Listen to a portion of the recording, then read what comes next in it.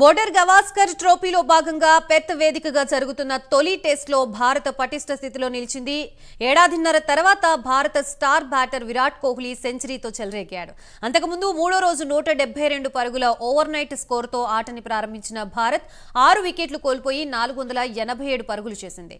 యువ ఓపెనర్ యశస్వి జైస్వాల్ భారీ సెంచరీ చేయడంతో పాటు కేఎల్ రాహుల్, పడిక్కల్ సహాయంతో స్కోర్ బోర్డుని పరుగులు పెట్టించాడు.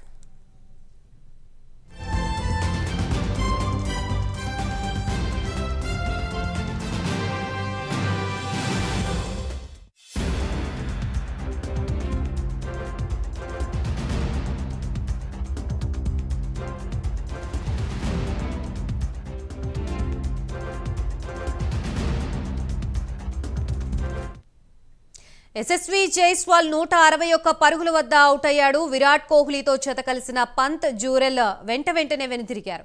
అయితే కింగ్ కోహ్లీ వాషింగ్టన్ సుందర్తో కలిసి అర్ధ సెంచరీ భాగస్వామ్యం నెలకొల్పాడు. అనంతరం ఆంధ్ర కుర్రాడు నితీష్ కుమార్ రెడ్డి రాకతో జోరు పెంచాడు. ఇద్దరు వరుస బౌండరీలు బాదుతూ ఆస్ట్రేలియన్ బౌలర్లతో ఆడుకున్నారు. ఈ క్రమంలో విరాట్ కోహ్లీ టెస్ట్ కెరియర్లో 30వ సెంచరీ పూర్తి చేసుకున్నాడు. ఆ వెంటనే భారత్ ఇన్నింగ్స్ ని డిక్లేర్ చేసింది.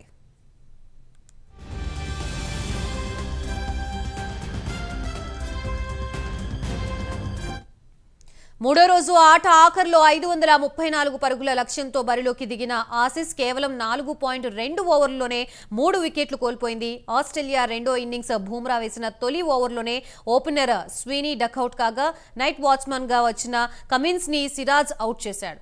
మార్నస్ లబుషేన్ ను కెప్టెన్ బూమ్రా మరో మ్యాజిక్ డెలివరీతో అవుట్ చేయడంతో ఆసీస్ 12 పరుగులకే 3 వికెట్లు చేజార్చుకుంది.